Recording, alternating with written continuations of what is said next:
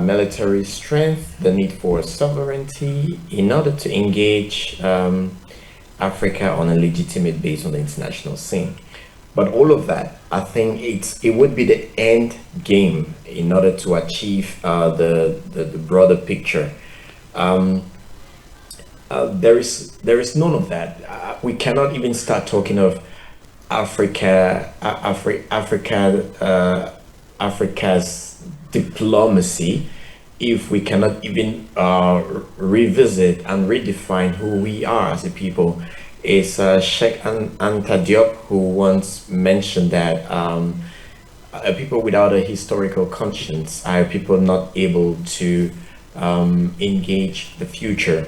So it is important. It is important that we as Africans get to understand who we are, and that we don't always delve into emotions and theories in order to engage the rest of the world. And my co-panelist, Dr. Anoako, said moments ago that this idea of breaking pacts, breaking cooperations agreements, breaking bilateral or multilateral ties based uh, uh, on the idea of looking back in anger, colonialism. It's not working. It's not working because we must focus more on what is in it for us. It's not because of France or other Western countries as Germany or the Great Britain or which other country was involved in the colonial process that you engage in an abrupt end of diplomatic or cooperation partnerships.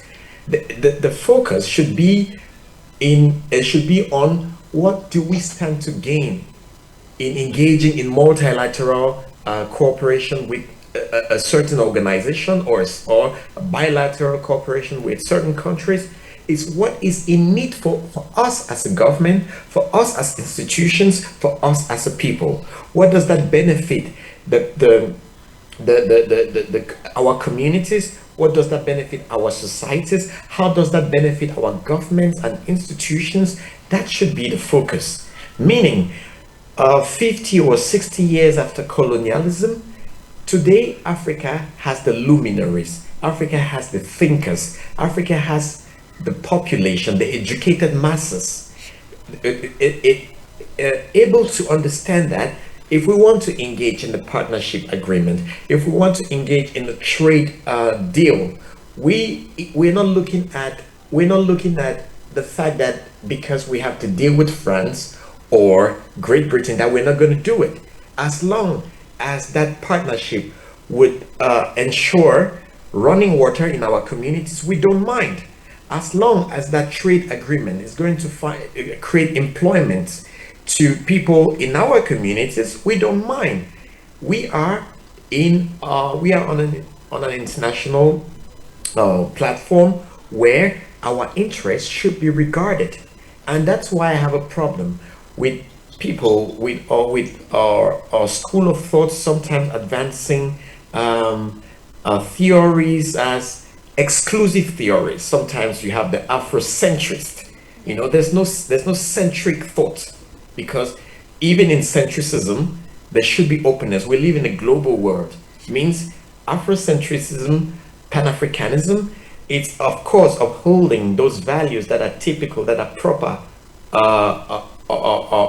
for your continent or for your people, but stretch out your hands to take whatever in order to be able to engage your voice on the international scene. And that is why theories as the functionalist theories is very important.